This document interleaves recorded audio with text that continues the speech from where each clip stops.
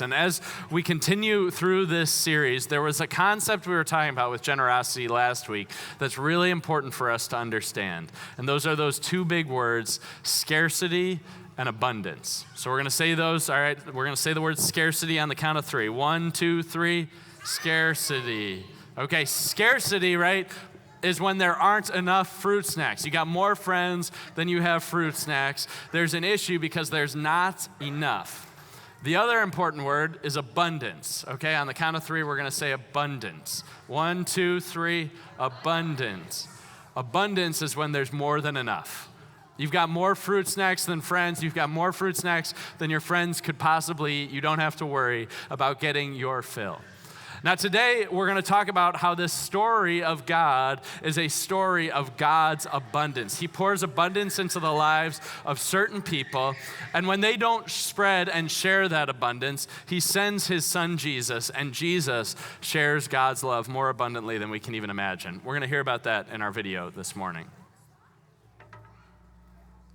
But God wants humans to experience his generosity, and so he chooses one people, the family of Abraham, and he promises to give them the abundance that he wants for everybody else. God will provide what they need. All they have to do is trust his generosity. And through them, the whole world will see how generous the host really is. But that's not what happens. Abraham's descendants, the Israelites, enter a land of abundance, and they promptly forget the host who gave it to them. They act like it's all theirs, and like there's not enough, and it leads to war and Israel's self-destruction. If I were the host of this party, I think I'd just give up.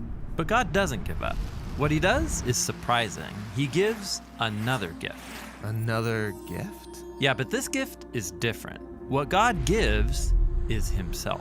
All right, and Jesus, the host himself, comes to join in on the spoiled party. And notice, Jesus lives with the conviction that there is enough and that our generous host can be trusted. His mindset of abundance allowed him to live sacrificially and generously, even towards his enemies. And Jesus called his followers to trust in God's abundance like him. And that's why he said things like, sell your possessions and give to the poor, or don't worry about your life. He's inviting us to live by a different story, one that is built on trust in God's goodness and love. But living generously doesn't mean life is gonna go well. I mean, look at Jesus. He was betrayed by his friends, and he suffered. And this was no surprise to Jesus. He knew that people would take advantage of his generosity. In fact, that was his plan. Really? Yeah, think about it. Jesus knows that we're all hopelessly deceived by this lie that there's not enough. Yeah, that lie needs to be defeated. And so that's what Jesus was doing when he gave us the gift of his life. Jesus' death was the ultimate expression of God's generous love. Yeah, God's love can turn death into life.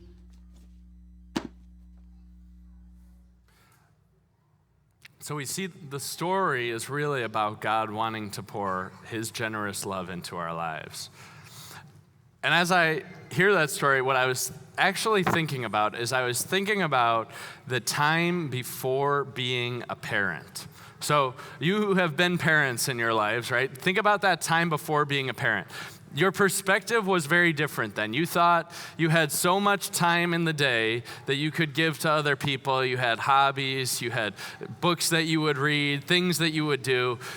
And you would think, I have to give a decent amount, but at the same time, I'm still going to go back to, and I'm going to have this time of rest for myself. And then when you become a parent, it's like a completely different lifestyle.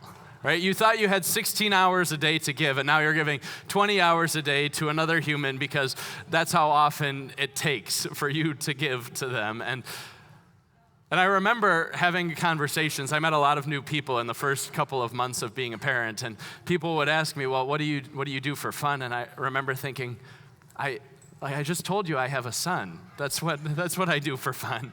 Or I sleep, right? And what you realized when you became a parent is that there was a lot more of you left that you weren't giving beforehand, right? And love inspired you to do it. I think that's a little example of the big amount of love that Jesus gives. Because Jesus is the God of the entire universe, right? If you want to talk about being able to do whatever you wanted, Jesus could do that. But out of his love, he pours himself out and actually becomes the baby. He pours out all of his power. He gives up everything that he has. He becomes a human being and comes into this really, really limited life where he has so much more of a limited influence on the world. And yet he's not even done giving with that. Even with that little life that he has, he gives all of that to us also.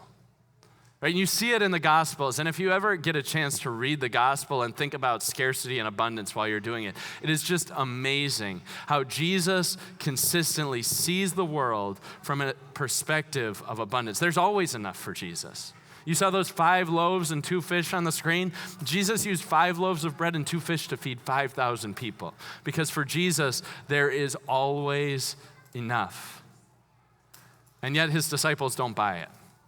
And there's this point that I actually want to zoom in on today in Mark chapter 10, where the disciples think there's only so much, and so they're arguing about who is the greatest. Because it's really important to be great, because the greatest person gets the most stuff. And this is what Jesus does. He responds to that argument. He calls them together. Well, let's put that verse on the screen up here.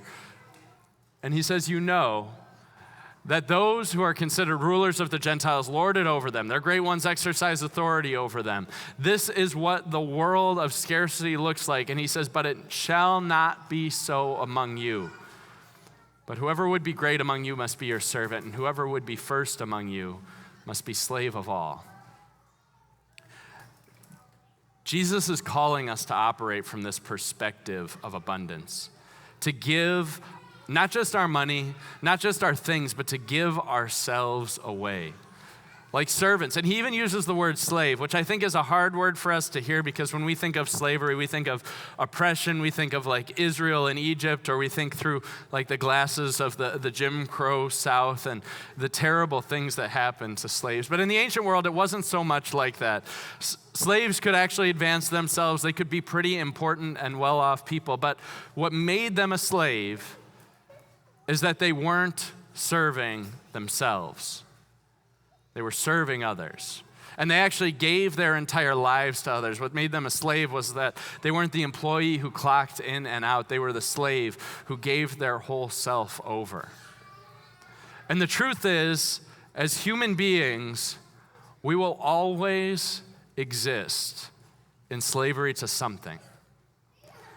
Maybe we're slaves to our money. Maybe we have this dream that we want to accomplish, but if that's how we live our lives, we're slaves to that dream. Maybe I'm a slave to providing the kind of life that I dream for my children. I can be slaves to a lot of things. But Jesus calls us not to be the slaves who reluctantly, with a world of scarcity, are taking more for themselves, but to be the kind that serve with open hands. And this is the reason we can do it. Let's put that next verse up there. For even the Son of Man, that's Jesus, came not to be served, but to serve and to give his life as a ransom for many. Do you know what a ransom is? A ransom is a price you pay to buy somebody back. So in the ancient world especially, somebody gets carried off into slavery. They get bought off into slavery. The ransom is the price you pay to get them back. You see, this is the beautiful gospel of it, is that no matter how much we serve, we don't belong to the people we serve. We belong to Jesus. Because Jesus didn't give 10%. He didn't give $20 every Sunday. He didn't give just a little bit. He gave his entire life on the cross, because he believed the story of abundance, because he knew that God could give him so much more. Jesus gave up his life as a ransom for many so that we wouldn't be slaves to our things, so that we wouldn't be slaves to our dreams or our careers or anything out there, but we would be the slaves who are freely giving of ourselves because we know we belong to Jesus, because Jesus has given everything for us. we believe in this message, and this message is a story of abundance. Because even if I lose my life serving the people around us, if I lose everything I have serving the people around me, I have a mansion in heaven and life that's eternal with Jesus. So I trust that story because Jesus has ransomed me.